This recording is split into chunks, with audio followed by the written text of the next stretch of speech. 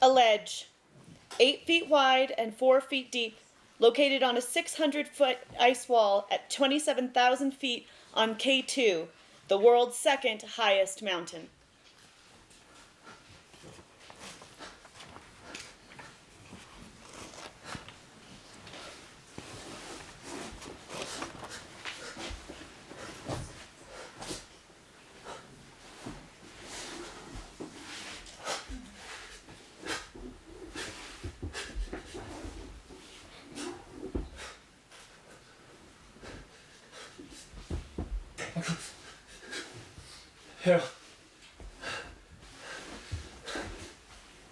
Harold, wake up.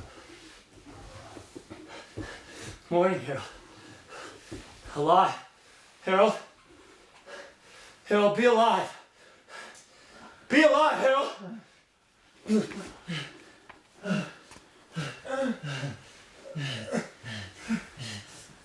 Taylor. Yeah. Taylor. Me, buddy.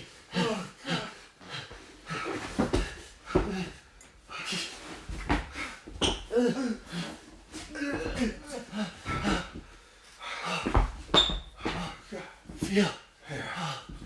Jesus. Feels.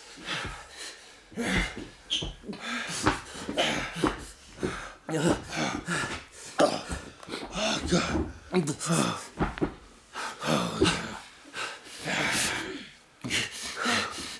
We're gonna make it now, buddy.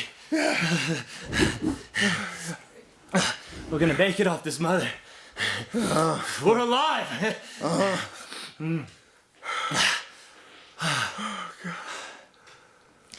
History, buddy.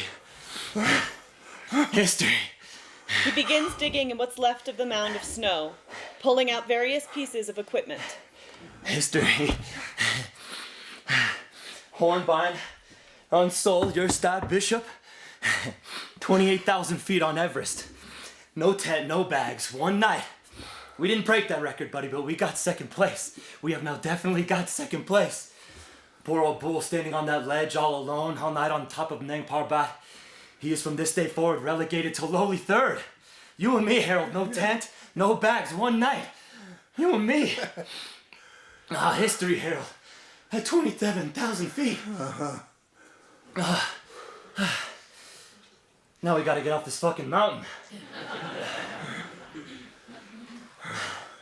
How's the leg?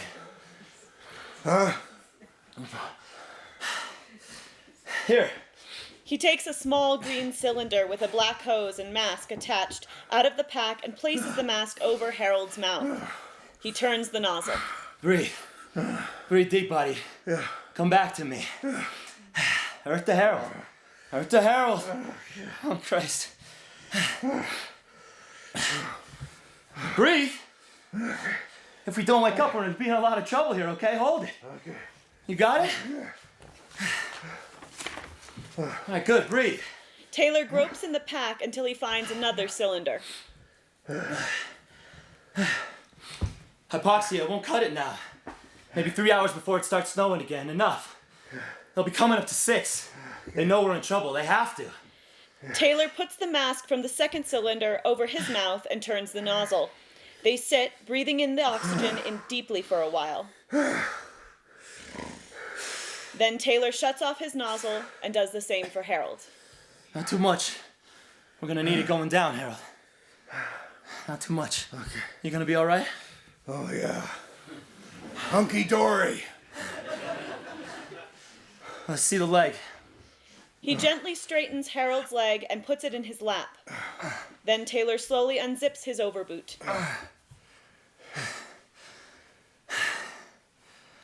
You wanna take a look? Taylor unzips the leg of Harold's suit. Thank God for EHAs. Wearing these fuckers for the summit was your idea, Harold. Yeah. You saved our miserable lives. You realize that? Yeah. We'd have frozen for sure last night with those babies. You ready? Yeah. Taylor delicately peels back the heavy woolen sock from Harold's leg and pulls the leg of the suit open. We can see that the leg is badly broken. Holy shit. We gotta get off this fucking mountain. Stupid! You can't do anything for it now. We have to get you off as fast as possible.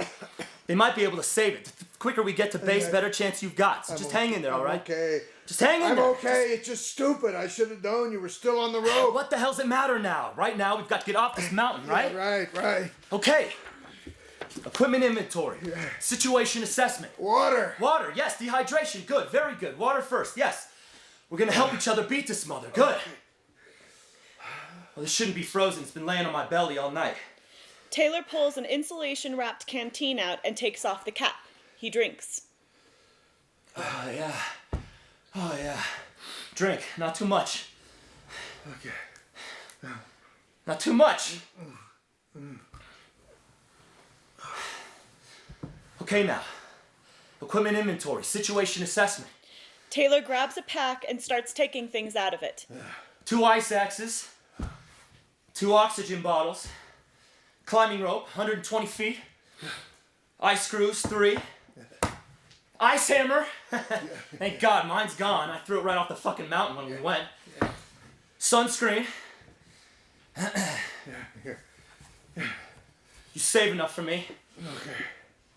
Nylon tubing, 30 feet. These are 30 feet, right? Right. That should be enough if we need a sling. 2 meat bars. You dirty fucker. Holding out again, a little piggy to the end. Yeah. We'll eat them before we go. 1 Pentax? You didn't use this on the summit, did you? No, just back up in case you screwed up your roll. Fat fucking chance. Hey! We get back, Cindy's gonna kill you. We get back, it's because we carried us and as little us as possible down this bastard. Taylor takes the other pack. Okay, what do I got? Ice screws, 2. Good. It's good. Oh no. Oh no. What? Holy fuck. Oh What? no. What? No. What is it? There's no rope in here. Oh. I forgot the backup rope. Oh god damn, motherfucking son of a bitch. Okay. Come on, Taylor. Easy. Yeah, it's a mistake. I can't get upset about anything. We just have to work with what we've got. Harold, we've only got 1 rope. Put some sunscreen on. All right. Sunscreen. Yeah.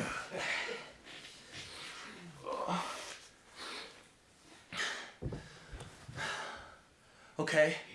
We still only got 1 rope. See what else is in the pack. I'll see what else is in the pack, all right? Okay. 4 carabiners, with the 2 on my rack, and you've got 1. That's 7 beaners.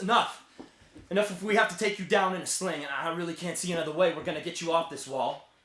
Unfortunately, we don't have half the rope we need to run through the little buggers, but we've got plenty of beaners. Yeah. Well, if anything else, we can play horseshoes with the little fuckers. Maybe I can make it on the rope. Oh yeah, sure, Harold. I'd rather not repeat yesterday's experience if you don't mind. You need a sling. Okay, You're a wreck, you need a sling! How's your shoulder? It's great, yeah, fine. Does wonders for the delts having someone stomp on them with crampons. Okay, yeah. well, You're just all right. wonderful. Well, I broke my leg. Right, that makes them feel a lot better. Look at these holes. Brand new state of the fucking art Expedition Parka, and you punch fucking holes all through it. I thought you were off the rope. Forget it.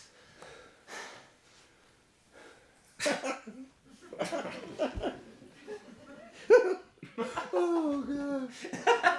Oh god. What are we laughing at? We've only got 1 rope. Maybe we can still make a sling and use just 1 rope. Come on, Harold. We're gonna be lucky to find 1 more ledge between here and the bottom of this wall that'll hold both me and you all trussed up in a sling, let alone 3. See what else is in the pack. I'll see what else is in the pack. 1 camera containing records of a triumph that others may never see. 1 rain poncho. You've got yours under you. That'll come in handy to make a sling that can't be used because we've only got 1 fucking rope. Okay. It's no good. Easy. Taylor. It's no good.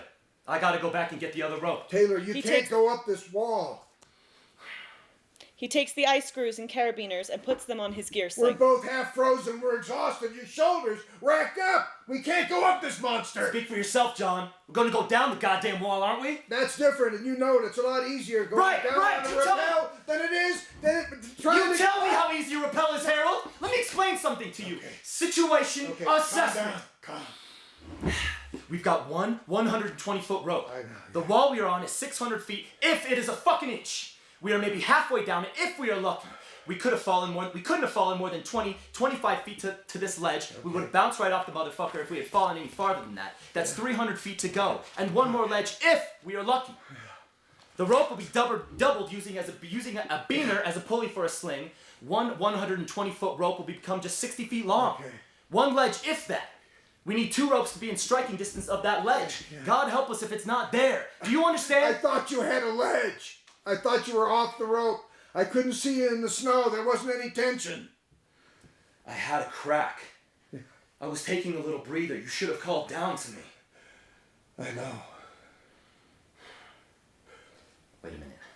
Harold, what would you say the odds are of 2 climbers on a 600-foot, 90-degree ice wall coming off their rope and then surviving the night with a temperature somewhere between 40 and 50 degrees below zero in nothing but emergency high altitude suits, overboots, and a couple of fucking ponchos?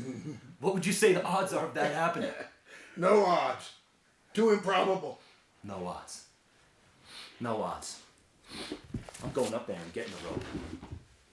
With the luck we've had so far, I may dance up the son of a bitch. On belay. Belay on.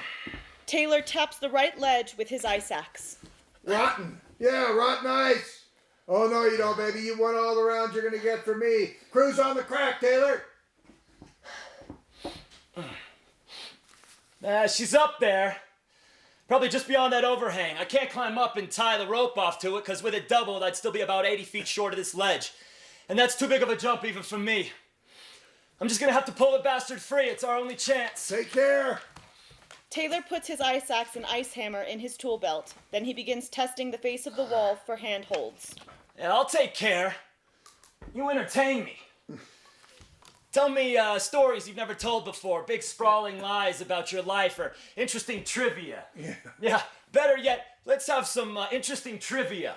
Taylor discovers a jagged piece of ice to belay the rope on. Oh, you look at this, a little hooker, all right. Hey, I wasn't kidding about that talking, Harold.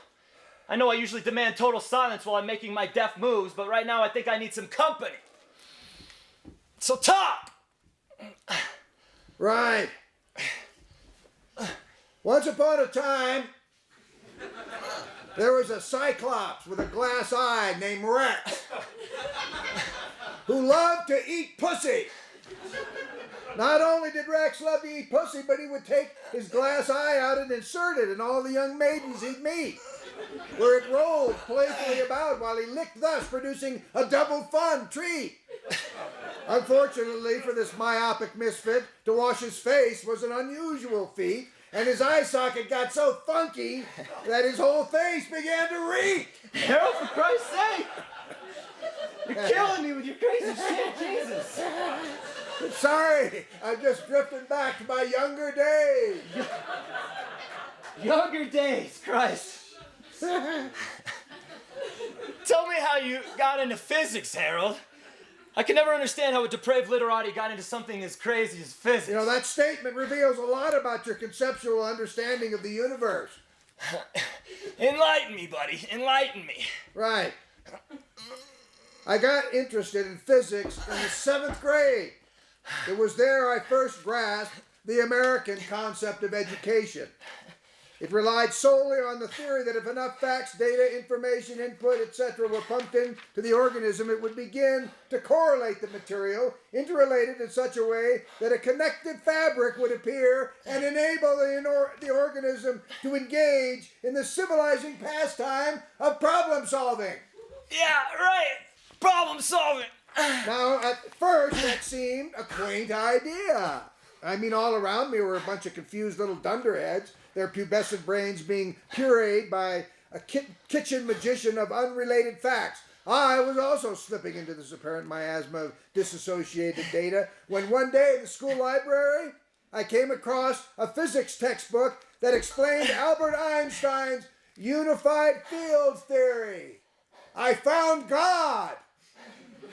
Harold, you're totally crazy. No, God. A believable God. A fluid, flexible, mutable, ever-changing, always constant God. God is a subatomic intelligence that pervades as the very core of the physical universe. A God forever exploring all the possibilities of existence. A God with the balls to hoist the mainsail and head for infinity. Harold, we're climbing a mountain, remember? See if you can't stay a little more in touch with our present reality. Right. Anyway, the American educational system was modeled, it seems, on the ultimate universal concept of reality, not yet understanding the connective fabric was God, not being able to fathom that neutron, proton, and holy electron held the real trinity, going on blind faith. And it was the not understanding, the not knowing that was creating all the chaos of cross purposes. Witness all the young dunderheads crashing recklessly off into life, a condom in one hand, a quaalude in the other, stumbling off into insanity. I went to college. I dove deeper into physics. I discovered that Albert had failed in the face of quantum mechanics. I saw God die almost before he was born. You're losing me, Harold. Quantum mechanics, a branch of physics that deal with physical phenomena that do not adhere to the main law of physical science, cause and effect, a cornerstone of physics, of all science, smashed to pieces by anarchist phenomena from the very universe that gave them birth. For years, all through college, I wandered, a bitter, confused atheist in an existential world of quantum reality, seeking an answer, some escape from the emptiness. Oh, Christ. I don't believe this wall. I became a hippie. Then a bum. Finally, at the end of my transient rope, zonked on peyote, mescalito, it came to me. There was no answer. It was not understandable. That explains everything. It was blind faith. Blind faith was the plain brown wrapper that carried the supreme intelligence, the cosmic glue, and the dunderheads, the sweet, sweet dunderheads took on new meaning. All their ignorant suffering was anything but in vain, for the misery, the pain, the loss were the fuel for faith, the blind catalytic life force beating through the cosmic frame, the energy for metamorphosis. Life looked pretty strange in that new light. I went back to school, I got my PhD, I picked up Albert's trail, seeking the hidden variable that would explain away quantum insanity, doubting I'd ever find it, doubting blind faith would ever be explained. I got it, Harold. All right. Thank you, Jesus, thank you. All right, okay, you bastard, Harold. Okay. Pray I can pull this son of a bitch free. Taylor. Come on, you mother, Taylor, come on. take it easy, God damn it, Taylor. come on, you bastard. Come on. Oh, my God, oh, God, tension. Okay. Tension. Just relax. It's okay. It doesn't matter. Are you all right? Yeah, I'm fine. I'm just fine. Okay. I'm coming slowly down. Okay. I'm coming. Slowly down. Slowly down. Oh, a journey of 1,000 miles begins with one step. One small step for mankind. A giant step for man. We can see Taylor again. He is moving carefully down. He has snapped the rope through a carabiner at its highest point, and Harold is playing out rope, slowly lowering him as he climbs back down the wall. He stops at ice screw and unzips the rope from it. Oh, horrible thing. Temper, horrible thing. It's a thing. It's only good for PDs and scum. Hell hath no fury like an assistant DA. Maybe it's my Italian blood. Oh, that tomato sauce. Yeah, it's gotta be that it's gotta be the tomato sauce. You know how most families have orange juice for breakfast? We had tomato sauce. A nice big glass of tomato sauce in the morning. You ever take a look at a tomato? Oh, it's a nasty little fruit. Yeah, it's gotta be the tomato sauce. Oh, funny things you talk about when you're about to die. Oh, cock-sucking rope. He reaches the ledge and drops the beaner and ice screw next to Harold, who places them on part of the ledge. Oh, God. Okay. She's a bitch. Taylor. She's a nut-busting bitch. Taylor. I got an idea. Oh, yeah?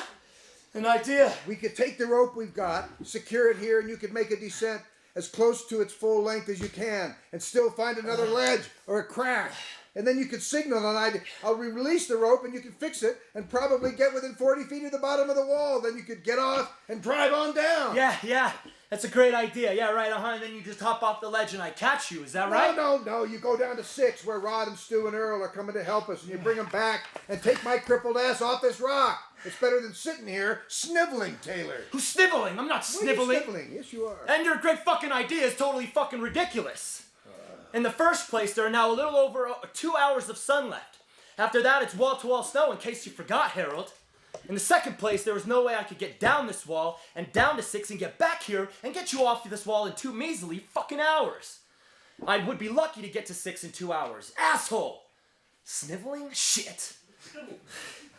And in the third place, we don't even know Rod, Stu, and Earl are coming to 6. For all we know, they're back at base camp jacking off. You got a better idea? Yeah, as a matter of fact, I do. We wait a little longer, say another half an hour, and let the sun do the work on the ice, and then I go back and I try the rope. Taylor, again. that's a great idea, knowing as we do how effective the sun is at 27,000 feet. Fuck you! Ooh. You really do have a rotten temper. Listen. Can you really be so very dumb that you don't realize that if I leave you here, that's that? It's curtains for you, old buddy, the end. Do you really think that you can make it through another night up here? Are you out of your fucking gourd? Your veins will freeze. You know that, don't you? Now, if you want to play martyr, you're going to have to go home to darling Cindy and get hit by a car, because I ain't going to play, Harold. I ain't going to play. And let me tell you one other thing. I haven't lost faith. You know, that crap you were going on about while I was on the wall? I still have faith in my ability to face this challenge and win.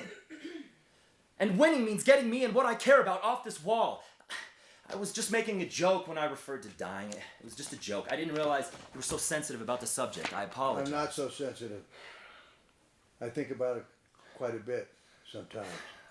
More than you do, I think. I doubt that, Harold. Death is my job. It's what I'm paid for.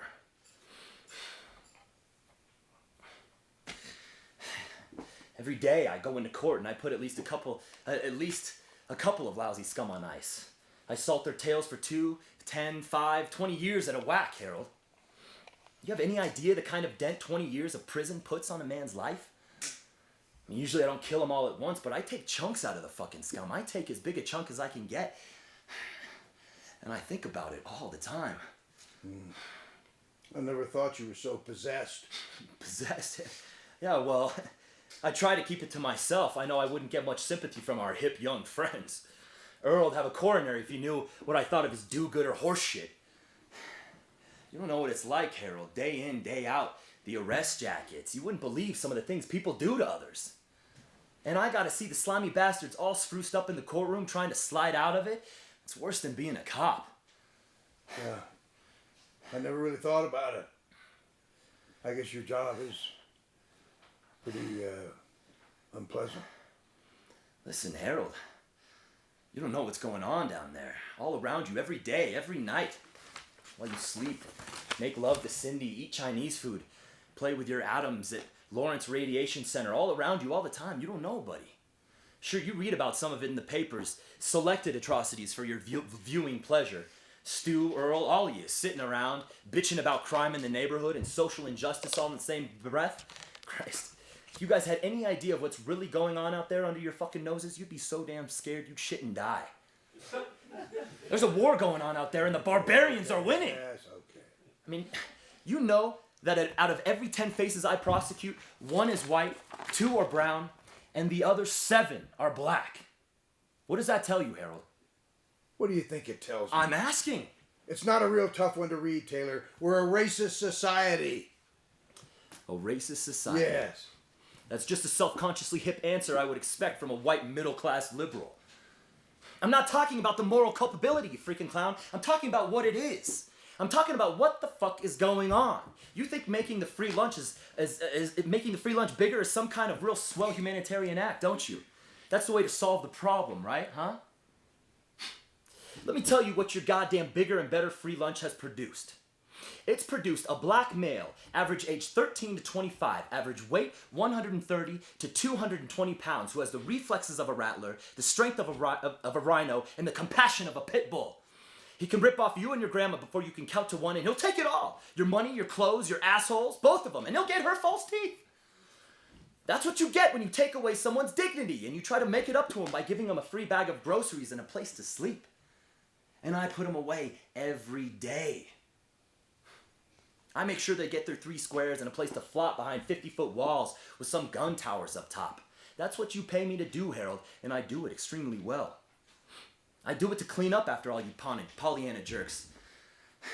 I do it for you and Cindy, Harold. No. I do it to protect and serve what little our society is left. You don't do it for me. Yes, I do. Yes, I do. You just rather not know about it. Taylor, you're a Quinn Martin production. You know that? I had no idea you were so consumed by such a tragical, romantical worldview, and I put him away every day. And let me tell you something. Why don't you Taylor, just rest a while, Harold? Let me tell you who you really do it for. You do it for the gadgets, Taylor. You do it for the gadgets, so all the little gadgets can live and prosper. It's all about the gizmo, pal. We are only here, our only purpose for existence at this point is to design, manufacture, package, transport, sell, service. All right, why don't you just take it easy? Reassemble, just take it easy. Reassemble. Hey, look at here. Look at this little gizmo here. What is this dang thing? Interesting little doodad, ain't it, huh? Think I'll tinker with it here this afternoon. What's that? You say it's time to die? Well, I'll be darned. Well, I'll be darned. Time sure flies when you're having gizmo fun. Where do you get this shit? Where do I get it? From the Gizmo King. Same place you do. And they got it from the Doodad Barons before them. Yeah. All the way back under the dirty gadget people living in pre-industrial filth in Eastern Europe. We are the culmination of a long line. The quintessence of gizmo consciousness. You're the quintessence of horseshit. No, Bub. No, we got a zillion different little gadgets to keep your mind off the fact that it's all getting too big, too fast. Why, there's even the auto sock, which is also designed to take care of your anxiety over it getting too big, too fast. You know the auto sock, the little gadget you plug into your car lighter and stick on your dick so that while you're racing from one doodad to another, you can shoot your cookies on all the pretty little girls you don't have time to stop and fuck. And believe me, Gizmo Broadcasting knows how obsessed you are with sex. Oh, yes, because they shot a lot of hot neon pussy through your tubes, trying to get you to buy every doodad under the sun. So they had created the auto sock, especially for you. But I digress. And no shit. Well, you think I'm some doomsday sci-fi freak who slipped over the edge, don't you, buddy? Huh? Whereas you are the real thing, huh? Real disillusioned blood and guts individualist, right? Okay, let me ask you one question, Mr. Disillusioned DA. If you were given the choice of developing a bomb that would blow away all the things, you know, houses, cars, machines, etc., leave the people, or of developing a bomb that blew away all of the people and left all the things, which would you choose? That's not so hard, is it? Well, is it? The Neutron Bomb, Oh, right? Very good, Taylor. I work at the Lawrence Rad Lab, remember? We developed the Neutron Bomb. Do you know what the Neutron Bomb is? Huh? The Neutron Bomb is the great gadget. The protector and sustainer of all gadgets. The one designed to decimate all life with so much as scratching any of the precious little gizmos crammed on our earth. Listen, big boy, we can drop you in your tracks without so much as altering the flesh tones on your Sony Triniton. That's real. The culmination of gizmo madness. And you putting away a few gadget-stealing niggers you can't afford to buy their doodads from the Gizmo Kings and then sticking them in prisons where the doodad barons can sell more gadgets to keep them down? Shit, blood! That's all part of the Gizmo plan. Baby, that's it. That's part of the Gizmo plan. Harold, you're totally nuts. Yeah, and you are just an old-fashioned romantic. Right. Yeah. I spend my whole life in the sewer of our criminal justice system, hopping from one turd to another, yeah. and I'm a romantic. Yeah, you take our Christ. present situation. No, you take our present You climb up an situation. ice wall to try to pull down a rope that was tied off to 2 locking D's attached to 2 tube screws, firmly sunk in rock-solid ice. You got a better idea? And now Big Strong Taylor is just going to yank it free with one hand while clinging for dear life to some half-ass driven ice screw with the other. You are the Clint Eastwood of mountain climbing, buddy. That's a fact. So give me a suggestion, Harold. Give me a better suggestion. I already have. Oh, crap. And you've got the gall to call me a romantic? You fucking clown. You and your gizmo theory both belong in Disneyland. Yeah. Any other bright You're ideas? missing an increasingly obvious fact in your situational analysis. It's real obvious. Oh, pray tell. And what might that be, oh wise and wonderful I one? can't tell you. You have to see it for yourself. Oh, okay. Is it bigger than a bread box? Yes. Harold, right now, I don't feel like playing 20 questions anymore. I'm going back on the wall now and trying the rope because it's the only thing I can think of to get us off this mountain. Now, if you have any helpful suggestions, just fucking say so. Taylor uncups rope from anchor screw and unties figure 8. Take the nylon tubing with you and tie it to the rope. Then come back to the ledge and we can both pull on it from a secure position. That's a very good idea. Yeah, right. Thank you. Okay. Reaching across Harold's broken leg, Taylor takes the nylon tubing from him. This isn't bigger than a bread box. No, but you're very close. You're nuts, buddy. You're stone nuts. Taylor clips the nylon tubing on his gear harness and prepares to climb with ice axe and hammer. As Taylor begins to climb, Harold assists. Okay. Let's see, when we last left young Harold, he had found the solace of the mustard seed, and everything looked peachy keen for the tyke. So, tell me what happened after you discovered blind faith. I played their album day and night. Harold, do your bit, huh? Let me get your next installment of Adam Cracker Sweet. Right. I knew that it came from the heart. Blind faith. Good. That's very good. From something the heart knew. And what did the heart know? I wondered. Oh. And as I wondered, it became obvious that my mind was not in this with me. My whiz-bang, wonderful mind didn't really want to know. I started hanging out in coffee houses after work, drinking mulled wine.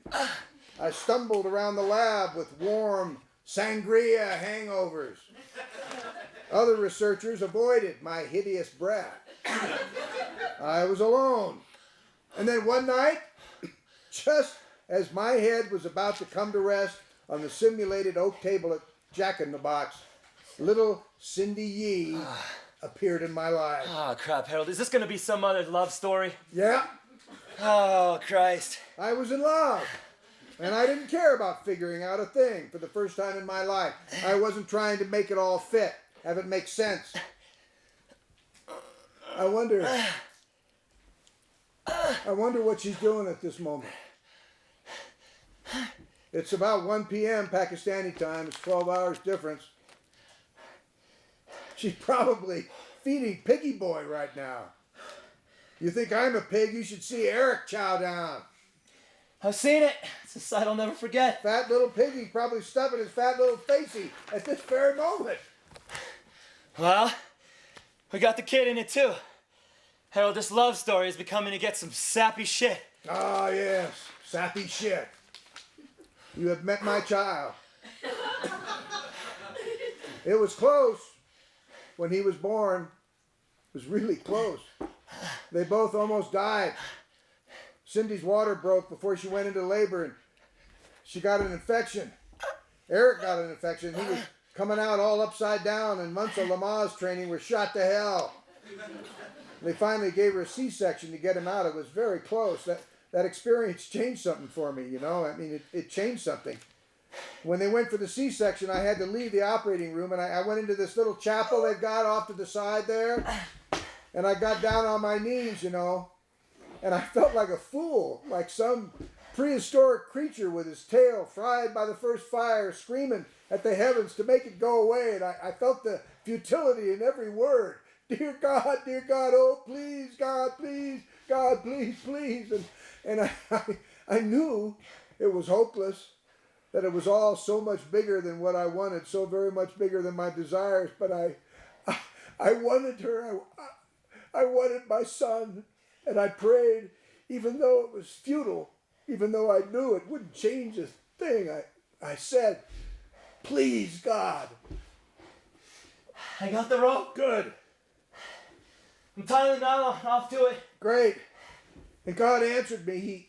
He answered me with the only answer he's got. And I felt the fabric for the first time. I felt the cloth come up in me. And my knees didn't end at the floor. And my hands didn't stop at the rail. I went on and on through the tile and the walls and up the steel, through the sheets and the blood. And I was in my wife and in my son. And I would never leave them ever, ever, ever. Never again, never again. If I covered their bodies with my white sheet face, if I wheeled them below on my stainless steel legs, if I held them alone in my cold stone embrace, I would never. Taylor rappels back to the ledge in 3 easy jumps.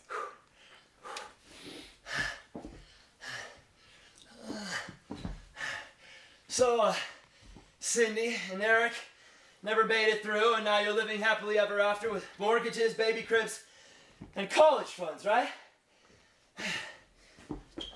Hello, Harold. Harold? Taylor gets the oxygen and brings it to Harold. Here. Just breathe. Just breathe slowly, okay? You're getting a little tired now. You need some food. We both need some food. Okay. I'll get the meat bars. Okay. Good idea. See, you have them occasionally. What? Great moments. Thanks. Yeah. Here. No. You okay? No. Okay. Ciao City.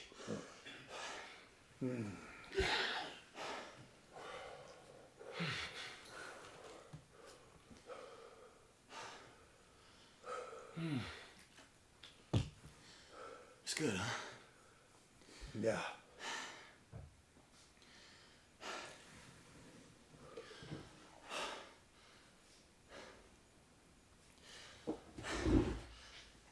We'll brace ourselves against the wall as best we can and pull together on a 4 count, all right? All right. Harold, you know as love stories go, yours is a pretty nice one. I don't know, I could never love as much as you and Cindy. I tell you, I watch the two of you a lot of times and you make me sick with your exclusive shit. You know, like your very own special world that no one else could comprehend and all that crap. I peer in and it looks like one of those pink Valentine hand cards with a diamond ring and a couple at sunset. My relationship with women are battles. Wars, cold and simple. I enjoy them as that, and so do they, the women.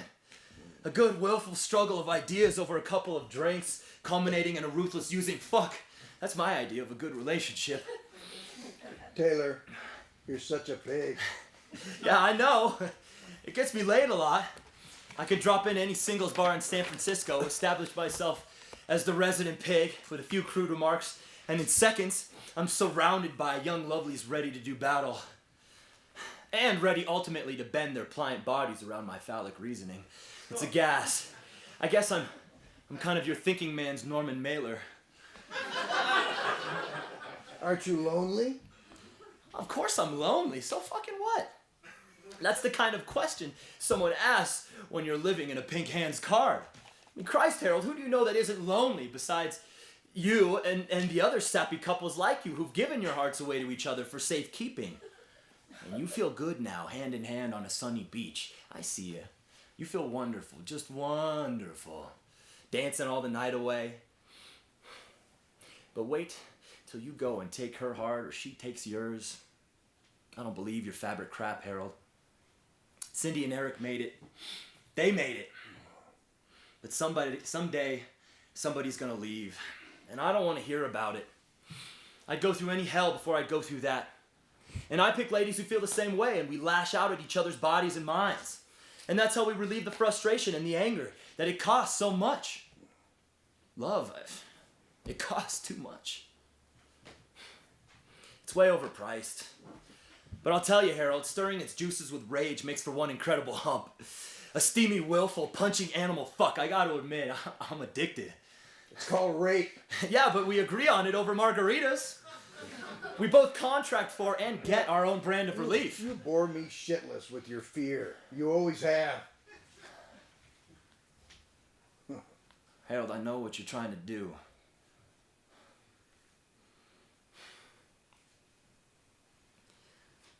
You ready? Yeah. 1, 2, 3, pull, all right? Yeah. Okay, can you think of anything else? Debris. Right. They both put their sunglasses on and pull their scarves up over their faces and then put up their hoods. Okay. Okay. Taylor grabs the nylon cord which has been dangling down the cliff off to one side of the ledge. Harold also grabs a hold. They brace themselves. As Gary Gilmore last said, let's do it. 1, 2, 3, pull. 1, 2, 3, pull. 1, 2, 3, pull. Suddenly, the nylon cord gives and the rope goes snaking past them through the air and disappears into the clouds. The nylon cord becomes taut again as it arrests the rope's fall. Harold and Taylor sit, holding the cord tightly as some debris, chunks of ice, go flying past. Success! A rumbling of splitting ice and tearing snow can be heard faintly. Oh, fucking Christ, oh no! Oh no! Suddenly, the whole face of the wall is engulfed in falling white. It is a massive avalanche. Harold and Taylor disappear beneath a thundering waterfall of ice. When they reappear, the rope they were holding is gone, as is the piece of ledge on which their equipment was placed. The other rope still hangs down the wall as it has since Taylor's first descent. Harold is unconscious, blood trickling down his forehead from underneath the pack. Taylor sees the rope and equipment are gone. Oh, Jesus. Harold. Buddy, Harold. Oh, come on, Harold. Come on, wake up, Harold, please. Oh, shit. That's not too bad. That's not too deep. Come on, Harold. Come on, Harold. Come on, buddy. Wake up. Wake up. Yeah. Yeah. Wake up, Daddy. We're back. Earth to Harold. Back, buddy. Hey, buddy. Surprise. We're still alive. Maybe there's something, I'll rip off a poncho, make a bandage out of it for your cut. Taylor takes the poncho out of the pack. We still got one rope. Thank God, we still got one rope. Taylor tears a strip of the poncho off and ties it around Harold's head. Fucking mountain. Goddamn stinking fucking fuckhole of a mountain. Stinking fucking mountain. Stinking fucking fuckhole of a mountain. Oh, you got conked pretty good, buddy. Yeah. Lousy stinking fucking mountain wants to kick my ass. Yeah. Success, huh? Oh, that's right. Yeah. Rub it in. Rub it in real good.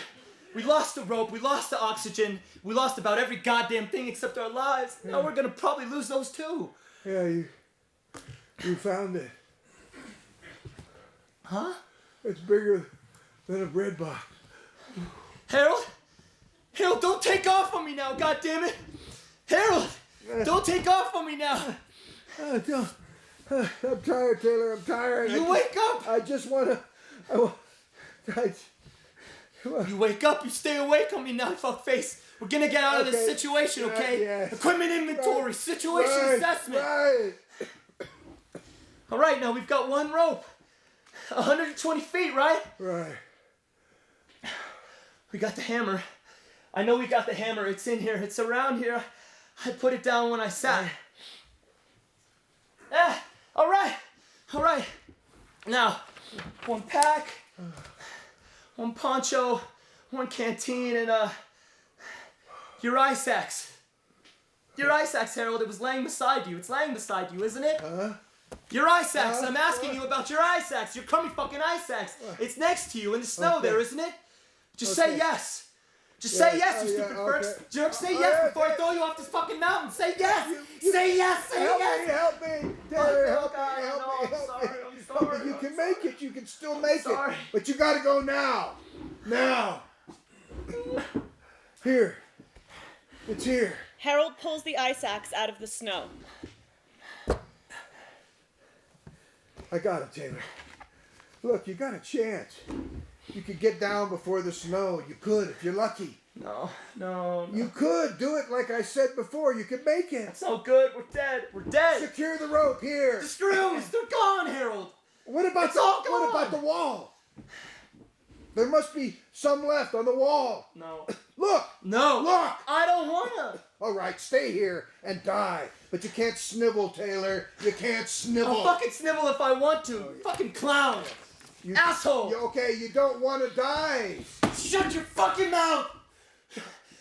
Oh God, this is insane. What am I doing up here? I don't believe it. This just doesn't make sense. I mean, this is my fucking hobby. It's not my life. Taylor, it's not my Taylor. goddamn life. It's not. Taylor, come on. This is nuts. I want off of this son of a bitch right now. God damn it! Someone help me get up. Taylor, Help! Taylor, Help! Taylor, come on, Taylor, give me a break. Come on. It's just like my Chevy. Oh, Taylor, come on. You want me to lose it, don't you, huh? Take it easy. You want me to beat you senseless, don't you? I'm not Take it going easy, to. Taylor, take it No, easy. I'm not going to. I'd like to, yeah, but I'm not Taylor, going to. Take it easy. Come on. Easy. Right, okay, easy. But don't beat my butt, huh? Yeah, you hunk of junk, Taylor, huh? Taylor, Yeah. Taylor, relax. I'm not gonna dent your hide. I'm not gonna beat your goddamn fenders in. Oh no. I'd like to. Oh yeah. But you ain't gonna get me this time, you son of a bitch. I'll kill you. I'll fucking kill you.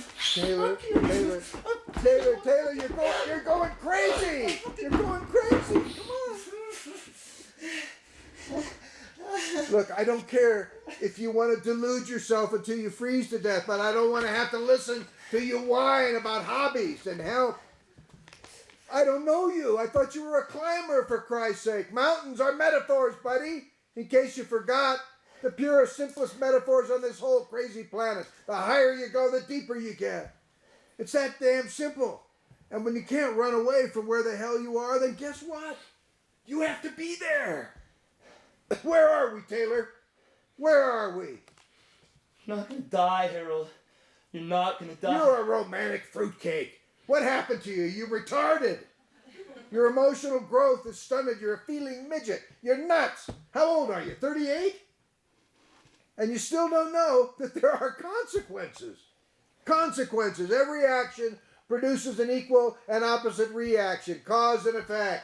Cause and You effect. said cause and effect didn't work anymore. Oh, You Taylor, said- Taylor, come on. That's what you said. Look, I didn't finish the story. We found the quarks. Hey, buddy. We found the quarks. Einstein was right. There is a hidden variable, a subatomic, non-local, beyond space and time particle that has the information that carries the truth to explain away quantum reality's random madness. A physicist by the name of Bell put us on the track in '74 with the photon experiments. Two light particles, once in contact, will continue to react as if still in contact, no matter how far apart they are in space. Quote, in a universe filled with dark cathedrals of the heart, I find the same sacrament on every altar, on the same unleavened truth waiting for lips to part. I am God. Oh, God, help me. I am God. There's method. There is method all around us. We found God's house, buddy, and we called it Quarks. Quarks. Yeah, Quarks. Quark. See if there are any screws left on the wall. I can't go on that wall again. I can't. Just look and see. Yeah. I can see 3. 3. And the one that I belayed with. Thank God, 3. We can get 3. That's all we need. 1 rope and 3 screws. No odds, Taylor. No odds. No odds. No odds. He goes to the edge of the ledge and looks down. I guess there'll just have to be 3 more ledges between here and the bottom, right? Right. No odds. Right. Now get on the wall and I'll tell you what happened to Rex. How's that for a terrific deal? Taylor goes up over to the rope and looks down the wall. That better be entertaining. Oh, you're going to find it inspirational. Taylor starts climbing with ice axe and hammer. Harold assists, pulling him up by the rope in as he goes.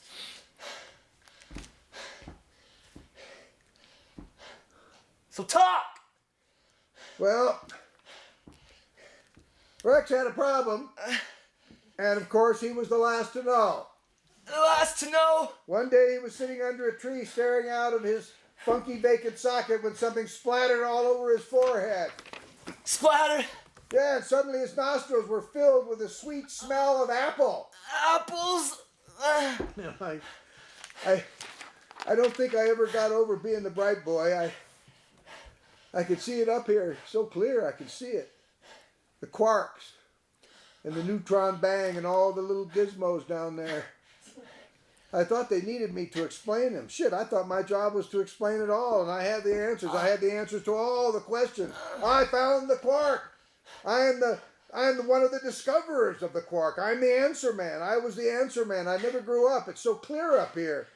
Doesn't need me to explain it. I mean, it all goes on. It goes on whether I understand it or not. It just goes on. Understanding has no meaning. Holding on. Holding on. Just holding on. That has meaning. I got one, Harold. Great. Listen, I want you to give a message to Eric when he gets older. I want you to tell him that life's about holding on. Tell him. Will you do that for me, Taylor? Oh my God! Help! Taylor! Taylor falls from above and then is dangling on the rope. Harold, now momentarily brought back to alertness by the situation, is straining with everything he has to hold Taylor on the other end of the rope. Taylor, are you all right? Taylor! Taylor has curled himself Taylor? into a fetal ball at the end of the rope. Taylor, are you okay? All right. Now wait, listen, just rest. Listen, Taylor, can you hear me? Taylor, I know you're scared, but the worst is over now. Listen, Taylor, listen. The fall is over, and I've got you safely by the rope, so just reach out to me, buddy. Swing over this way, reach out to me. Come on, Taylor, come on, you can do it. Come on. Taylor makes a few groping gestures and begins to swing himself in a pendulum motion. That's it. Back and forth, closer and closer to Harold. Harold takes the other end of the rope, doubling it to form a sort of loop, and throws it out to Taylor each time he swings in toward the ledge. After several failed attempts, Taylor finally grabs the rope and Harold pulls him in. All right. Whew. We should have stuck to go-karts. Harold grabs the single screw on Taylor's gear sling. You got one. Taylor pushes Harold away and unties from the rope.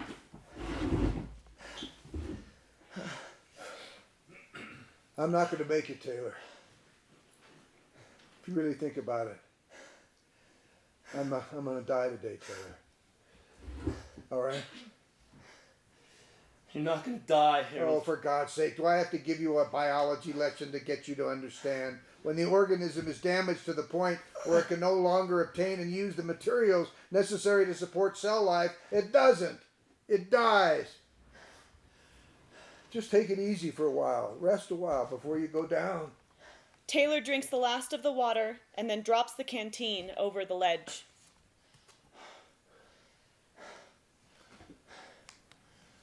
I'm not going, Harold. Okay, I'm not going. Okay, I just wish you'd make up your mind. 1 minute you're screaming you don't want to die and bawling like a 2-year-old, and the next minute... It's not going to work, Harold. The next minute you... It's not going to work. I'm not going to get mad and leave you, okay? You're one superior motherfucker, you know that? You know how you can't stand my fear? Well, buddy, that's what I can't stand about you. You are one smug, condescending son of a bitch. You don't have any idea of what you're asking me to do. You don't have the slightest idea of what you're asking me to live with. Every lousy minute of the rest of my life. Stop being so noble and maybe you can see that.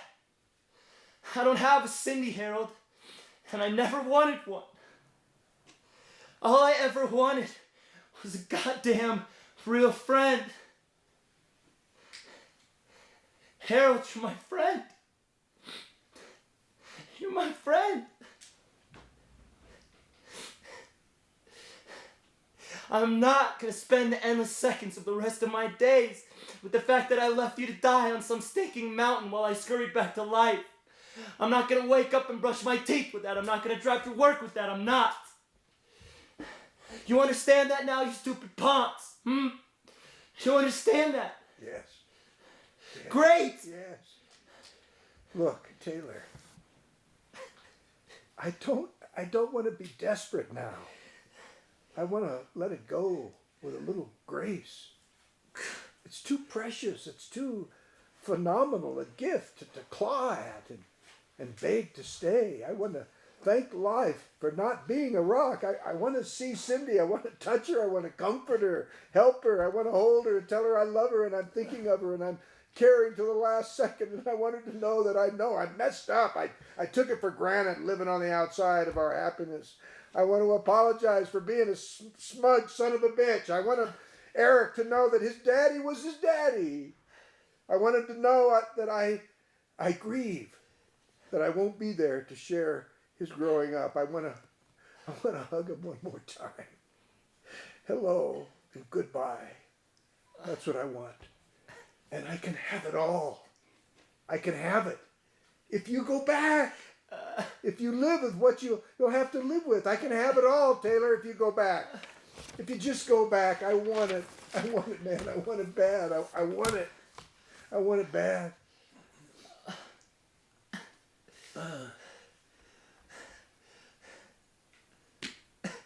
All right.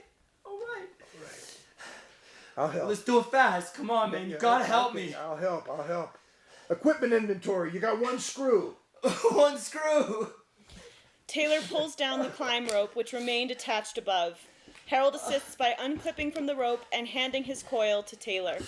After clipping it into the anchor screw, Taylor throws the rope over the edge. Okay. Situation assessment. Take your time. You try to find a crack within 20 feet of the end of the rope and drive the screw and give the rope a couple of healthy snaps. I'll let it go. By the end of your second rappel, you'll be about 40 feet from the base of the wall. Here, run this through your gizmo. Harold hands Taylor the rope, and he runs it through his figure-8 descender. Crampons tight? You got the axe. It'll be enough. You'll make it. Try not to get lost, Taylor. I don't want you dropping into China. I'll be all right. You ready? Thank you. Go. Take care of yourself, Taylor. You too. Go. Right.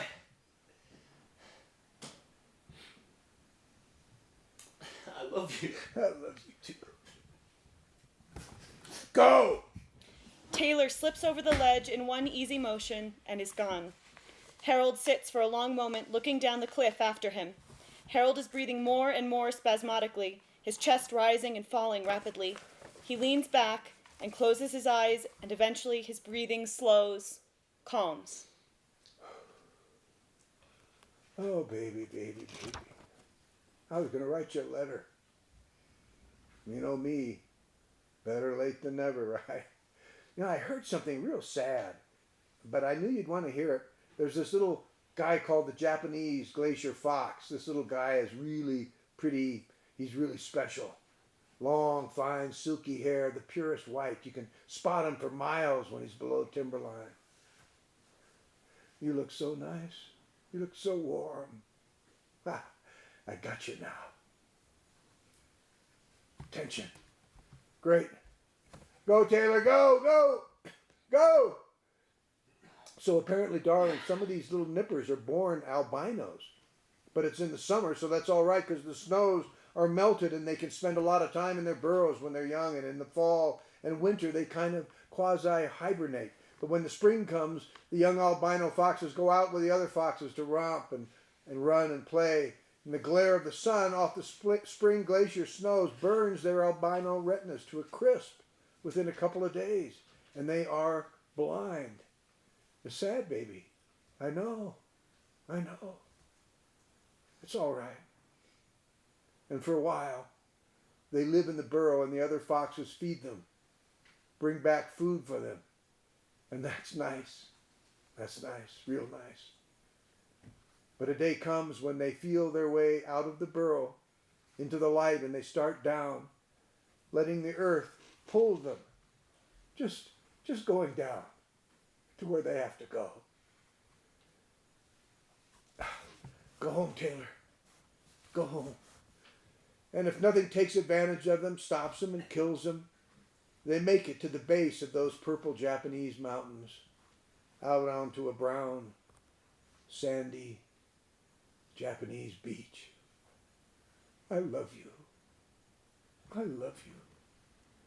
And they sit there and they curl their little plume white tails around their feet and wait, staring blindly at the rolling Japanese sea, and they never move a muscle, not a muscle.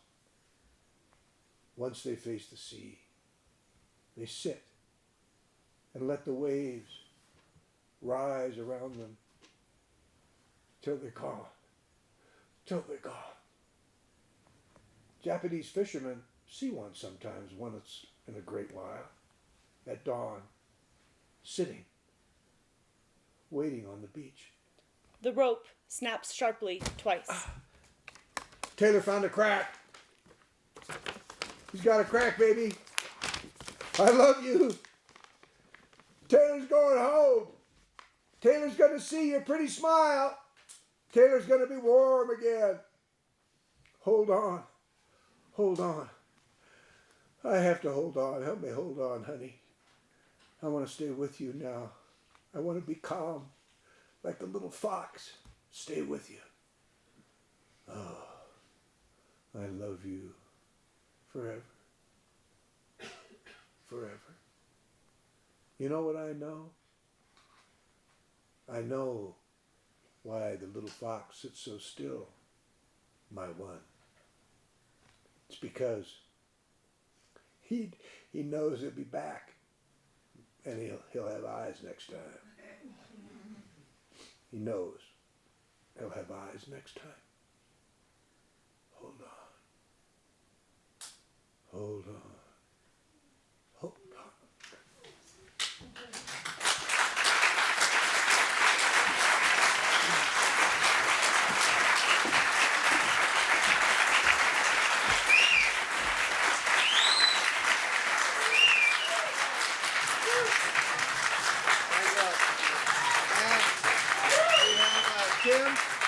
Tim up there in the light. Hey, Tim. Shira, our director.